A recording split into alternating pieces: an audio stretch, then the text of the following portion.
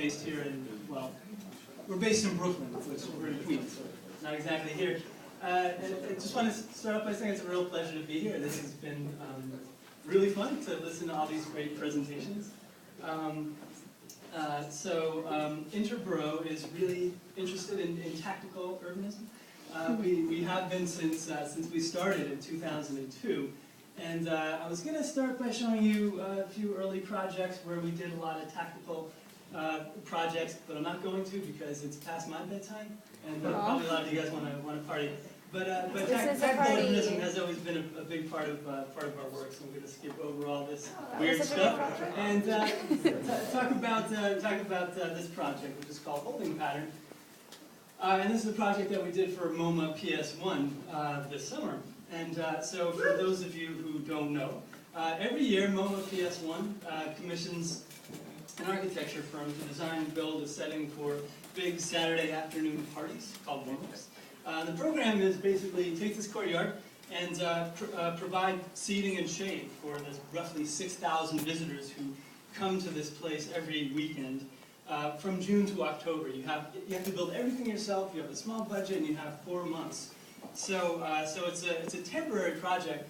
This is not our project. This is a previous project. But when we first sat down and started to think, what do we want to do here?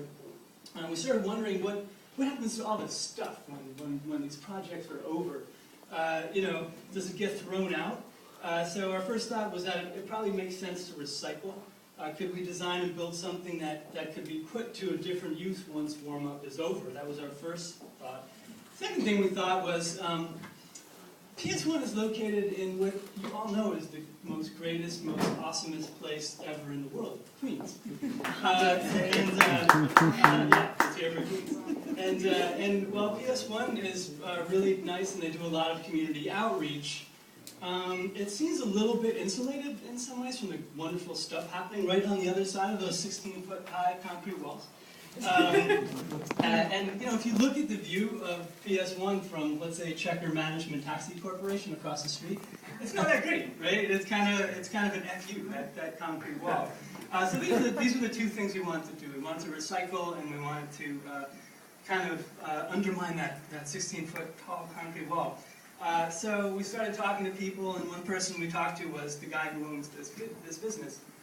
His name is Mike. He's from Checker Management, and it turns out, like in the summer, when his drivers are waiting for the shift change, he made this little temporary plaza there, and the drivers come and they hang out and they play cards and they swap stories, and they drink coffee and all that stuff. So we thought it was a great space, and it kind of suggested to us that the PS1's, the warm-ups programmatic needs, seating and shade, are not sometimes overlap with the needs of warm-ups and neighbors. So it gave us this idea for a kind of radical recycling that would try to strengthen the institution's ties to the neighborhood by matching warm-ups programmatic needs with those of its neighbors. So we started out just talking to people in the neighborhood, and we asked every person we talked to over 200 people in the neighborhood, is there something you need that we could design, use in the courtyard during the warm-up, and then donate in the fall once the warm-up is over? We tried to make matches between things that worked on the outside and things that would work on the inside. So we asked the Checker Management Corporation what they wanted, and they said, well, we're waiting here all the time. We would love, maybe like a chess table or a ping pong table or something like that. Here's Ozzy LeBaron from the Teamsters, right across the street from PS1. He's got this little green area there that he wanted to fix up with some lawn furniture and some trees. Kids from St. Margaret Mary's Head Start School, they wanted a sandbox. What do you got in prison? I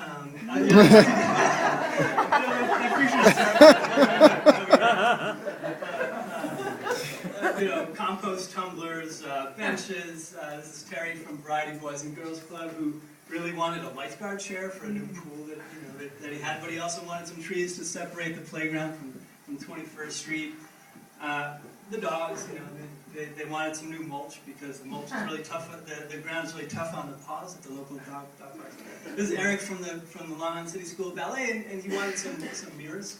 His ballet school was expanding, and so he needed some new ballet mirrors. Long Island City Boathouse wanted a ping pong table, picnic table. Mark from the community garden wanted a rainwater collection system and maybe a chess table. These kids from LIC Kids Daycare, they really wanted a rock climbing wall. So, you know, and this is a Jenny from Ravenswood, Newark, and the Ravenswood Senior Center talked about this plaza that they have outside of this. This is in the Ravenswood projects. And wouldn't it be nice if we had some nicer furniture here? So we took all these ideas. This is an old drawing. This is a pre-competition drawing. We kind of mapped everything out, and the idea was we wanted to try to find things that were both fun and also in the public interest. So, you know, like LIC paintball, they needed some new paintball guns. That's really fun, but not so much in the public interest. The library at first, they said, great, yeah, we have lots of, we would love some books. Here's a list of 1,000 books that we need. In the public interest, but not fun. So we released that.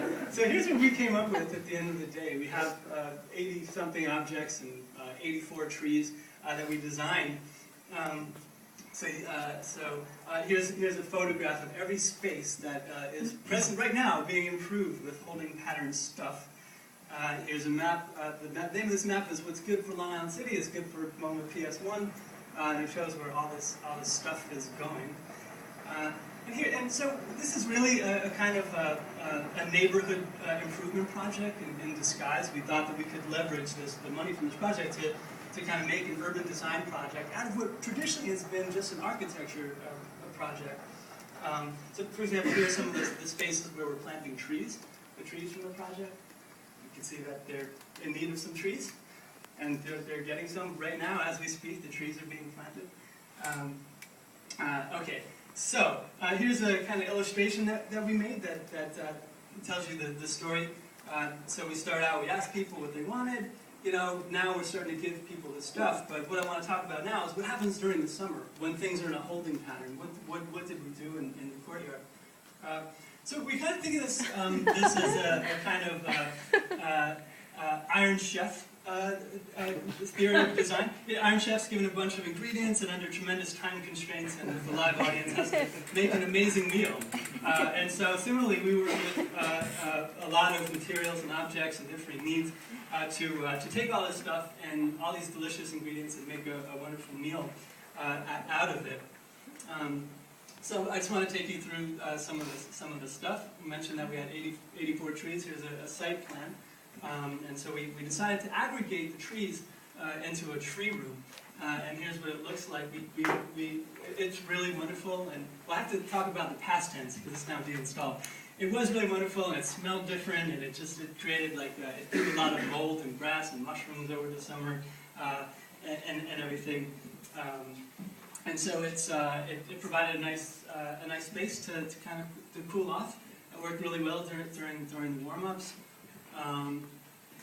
These were donated, by the way, by the New York Restoration Project, these trees. We could never, ever have afforded them.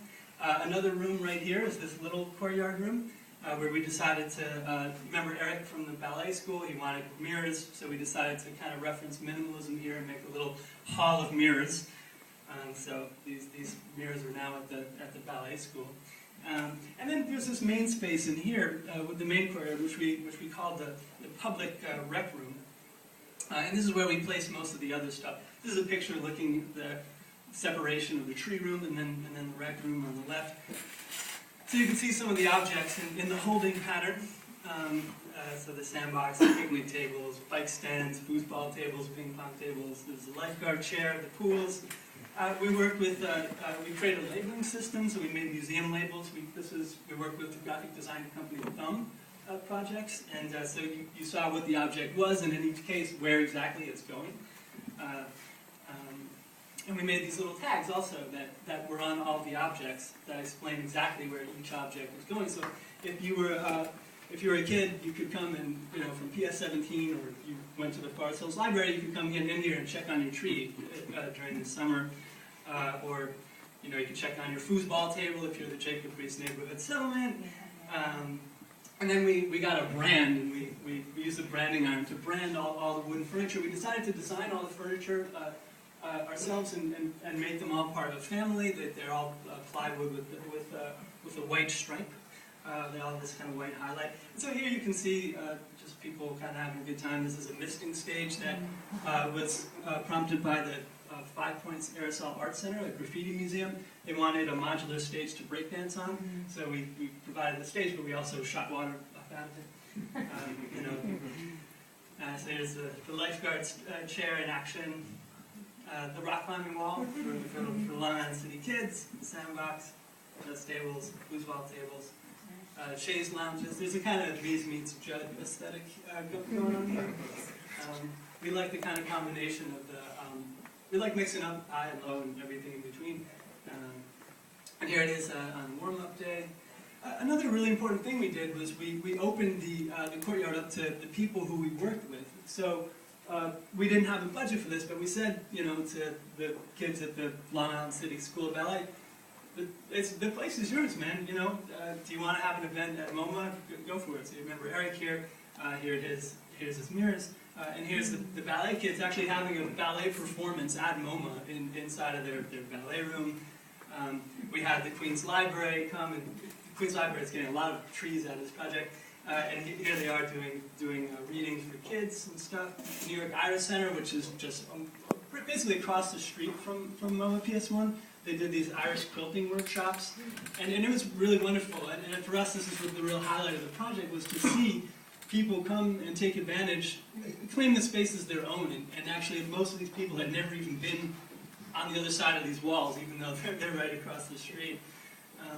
Recycle a bicycle, that we got them this bike stand, and on the bike stand they would come and do these flat fix and break workshops, which was great. This is the artist David Brooks. The library put together a program where they were having artists read their favorite books to kids. Right across the street here is the Aerosol Art Center. It's that big graffiti building. And we had them, they came in and took over the courtyard and did breakdancing workshops and spray paint workshops. And this is one of my favorite days of the whole thing, because these guys who are always kind of excluded in some way from the museum got to actually come in and hang their art on the kind of sacred walls of MoMA, on the inside of the wall for a change. We let the community take over the bookstore. We asked everyone to just nominate what books that they would want to be sold in the bookstore. So, you have our favorite books like, The Geography of Opportunity, next to, Mears One from the Graffiti Art Center, his favorite book, The Voice of the Ghetto, and the guy from the ballet school had a whole bunch of books. So it's I was sort of trying to give it over to the community. We made a newspaper, it shows you where everything goes, stories about all these people and what they're getting and why. And so here, just to go quickly through this, because now this is new. Now we just entered phase 2, where the stuff is out in the neighborhood. Kids want the rock climbing wall. Here it is in the holding pattern, and here we are just delivering it the other day. So kids from Jacob Reese, they want something for their rec room. We got a foosball table. Here it is in the holding pattern, and then here we are delivering the foosball table to them. Sandbox. You get the idea. The ballet mirrors. So here are the kids, and here's being installed. And there they are in the ballet studio. And so this is a great one that we got the ping pong table from the checker management across the street. Here it is in the holding pattern. And there it is. So it's great every day when you go by, and you could actually take out the ping pong table every day. It's really great. So we gave him a couple other bonus items. So here's, and you get it. I'm running out of time, but you get the idea. Today we started delivering the trees, and I think there's some. Oh yeah, so here's Ozzy. He wants to improve this place with trees. We just started today by moving the trees across the street. So those are a lot of the trees that you saw in that tree room. Here they are. Just this morning, this is from 8 o'clock this morning, the trees are getting planted in the area across from MoMA at the Teamsters Union. So again, it's this kind of neighborhood improvement project. You get the idea by now. Picnic table.